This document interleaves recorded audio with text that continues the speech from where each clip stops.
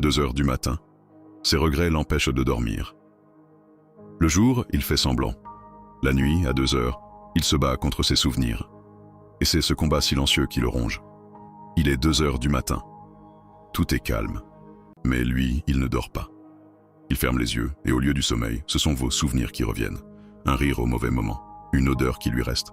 La façon dont vous aviez de dire « rentre bien ». Ces détails, il croyait les avoir oubliés, mais à deux saches, ils reviennent, plus forts que jamais. Il tente de chasser ces images. Il scrolle sur son téléphone. Il regarde des vidéos sans intérêt. Mais chaque distraction échoue, parce que le vide est plus fort. Le vide à côté de lui, le vide de vos messages, le vide de votre absence. Il pense à écrire. Il compose. Tu me manques. Puis il efface. Il recommence. Je n'arrive pas à dormir. Puis il efface encore. Pourquoi? Parce que son orgueil lui dit « Ne montre pas que tu souffres ». Mais son cœur crie l'inverse. Écris-lui, tu n'en peux plus.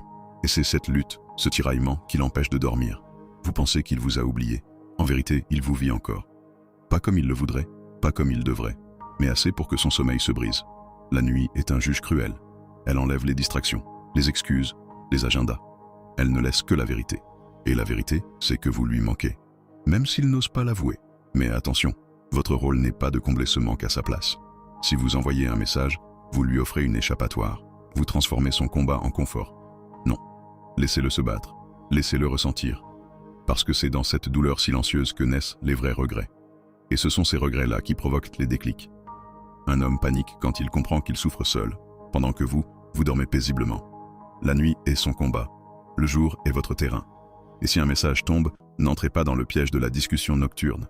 Déplacez tout au matin, là où les actes se prouvent. À 2 heures, son insomnie est déjà une victoire pour vous.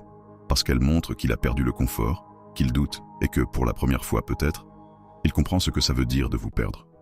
Dites-moi, avez-vous déjà reçu un message nocturne de lui puis vu qu'il disparaissait le lendemain? Partagez-le en commentaire. Et si vous voulez apprendre à transformer ces insomnies en vrais retours, contactez Batcha.